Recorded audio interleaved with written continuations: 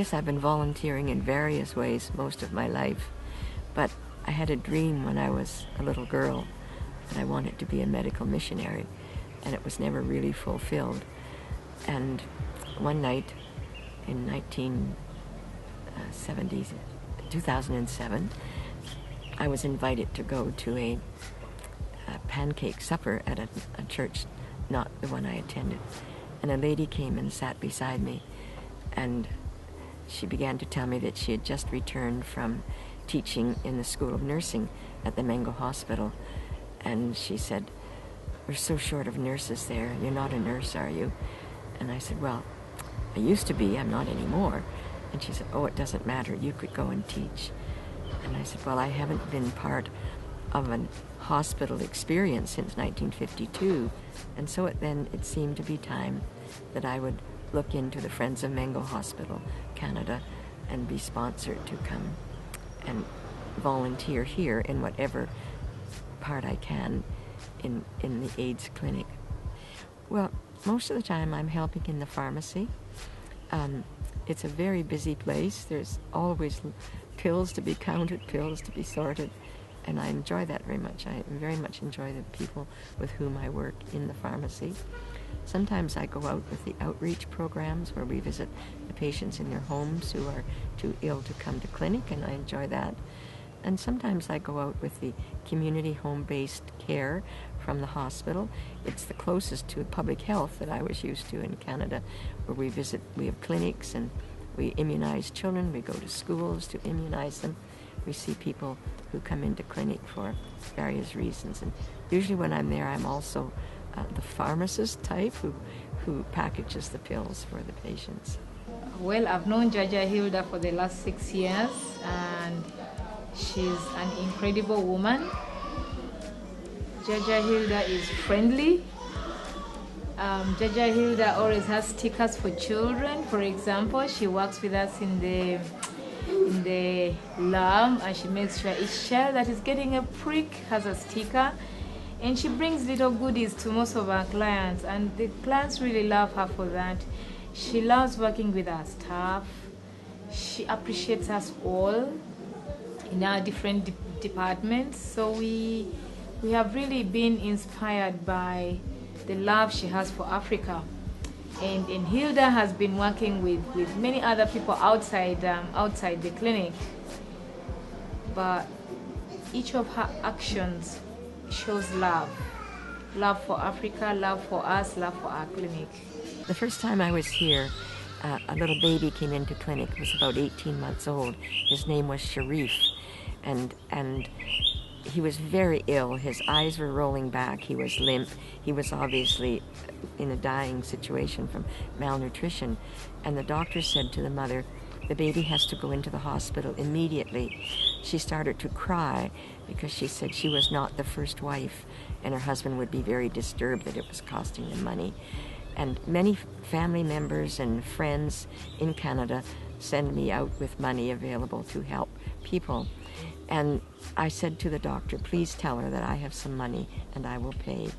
And I went and paid the admission fee and then said I would pay when the baby was discharged. I thought, my husband was a clergyman, and I thought of a story I heard him telling children one time in Sunday school. And it's a story of a little boy who was on the seashore. It was a very hot day, and the tide had gone out and left hot, hot sand. And in the sand were many starfish, and he was throwing them back into the sea. And a man came down and said, "What are you doing, little boy?" And he said, "I'm throwing these starfish in so they won't die in this hot sand." And the older man said, "That's ridiculous. Look at all the starfish here. What difference is it going to make?" And the little boy said, "It makes a difference to this one." And I knew that day there were thousands of children dying in Uganda from starvation and malnutrition, but it made a difference to Sharif that friends had sent me out with money to help a family here who was poor and in difficulty, and I loved that connection. Yeah, she got me in school. I was final year, and I got stuck.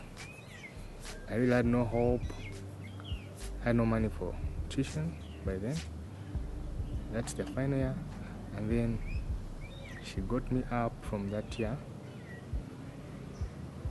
cleared my tuition, then started work. So we met, she came in, we talked, told her about my future, what I would feel like doing after my school. And she was happy with what I was doing. I got a job. Then after 2 years, she took me back to school. And I'm actually back in university. I'm completing university in 2014 May. That's the time I'll be finishing university. So she's been so good to me in everything, financially, spiritually, and she's a good counselor, she's a good mother, she's a good grandmother. The world's children really belong to all of us, and we have a responsibility. And I have a very strong faith. I feel guided and directed by God every day in my life, and I'm very grateful for that. As a clinic, we are truly honored by her love for us. And like I said, when she celebrated her 80th birthday 3 years ago, we're like, oh, we'll never get to see Jjajja. But every one of us here was excited when Jjajja came back. And she didn't look tired. And she's worked all throughout the 6 weeks she's been here, visiting the children's home, going out on the home-based care program for the terminally ill clients, and you don't see her tired. You don't see her tired. So it's amazing. She's an amazing woman. We'll always cherish her. Jjajja Hilda, I'm so grateful for the work you have done, most especially for my family. You have catered for me, for my brother also, and for my mom, and I really wish you all the best. Even as you go back to Canada, I know you are still on my heart. I will never forget you. I would like to say to Jjajja Hilda that I'm very thankful to her for each and everything she has done to me and all the friends in Canada, Dr. Jim, Russ, Mary Catherine, and all other friends of mine. I'm very grateful, and I promise them to do a lot of good work in Uganda. I want to assure them of my gratitude to them and my promise that I will use their funds faithfully and honestly, and that the people here are very, very grateful for people in Canada. And we are so fortunate in Canada. My friends here cannot believe that I do not know anyone, nor indeed have a family member who has AIDS. It is such a dreadful problem here, and sadly it is increasing. The percentage is increasing, and that saddens me, because I want to see. When I was a young child, I remember the fear my parents had about polio, and they would say to us, come and tell us if you get a sore neck. That seemed to be the first symptom. And part of my nurse's training was at the Hospital for Sick Children in Toronto, and we had a hospital just outside Toronto which was full of children with polio, and this was in 1950. And then I graduated from university in 1953 in public health, and the very first year in public health we got the vaccine for polio, and I remember the relief of parents. Now, I wonder someday if my grandchildren can say, our grandmother used to go to Africa and help people with a terrible disease called AIDS, and now we don't have AIDS anymore. And I wonder if that can happen. I pray so.